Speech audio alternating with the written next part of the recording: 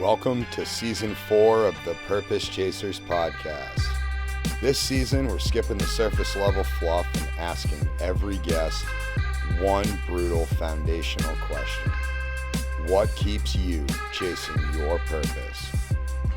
Do us a favor and support the movement if you got value from this video or any others. Share this out with someone who needs to hear it today. Hit that like button and subscribe to join the community of real purpose. So you've been wood carving for 60 years, 60 plus years, you said. 60 years. What is it about this that keeps you so drawn into it to keep chasing this purpose? Yeah. You have to take a sharp gouge and a nice piece of wood and run that gouge through that wood and just see those shavings curl, because it's got to be a sharp gouge. Dull gouge or a screwdriver will frustrate you and you'll throw the thing in the fire. But to actually, and it's why I never went to big machinery, CNC router. I was told long ago, oh, you need to get your work into a CNC router. And I could just see myself in a lab coat with pencils here, feeding a program. And I think, no, you don't understand. When you're picking up that gouge and you're running that gouge through the wood, and that wood is just curling, and every stroke of that gouge, more is being revealed. And because the vision is already here. The project is done the minute I understand what the person wants. It's finished here.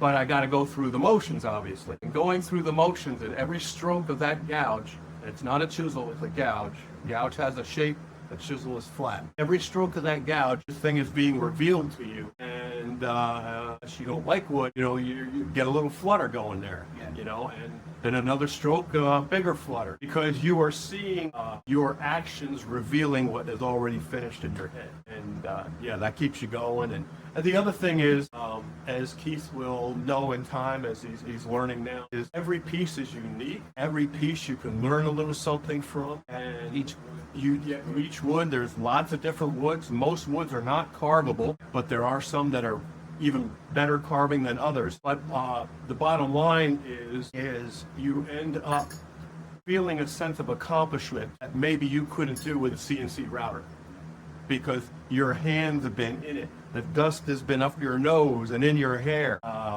Every piece is unique.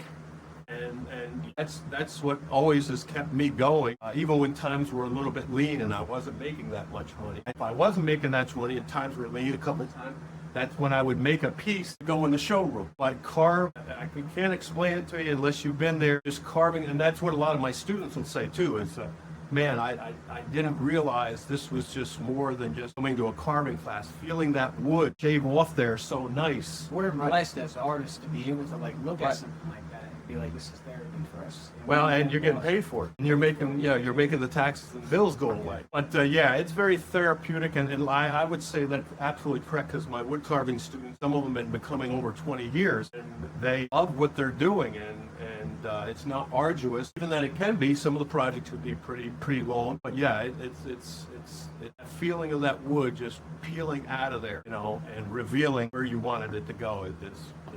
It's a unique experience, and unless you're doing it, you probably wouldn't understand what I'm saying. But well, I mean, when we're in a piece, and we could spend 8 hours, and it feels like an hour, and that's how you got something good. I mean, that's one of the things that I hold on for this stuff, right? Because I'll spend 8 hours in a piece, and it feels like I didn't even spend any time. Well, and that's kind of the old adage where if you're doing something you love, you're never really working.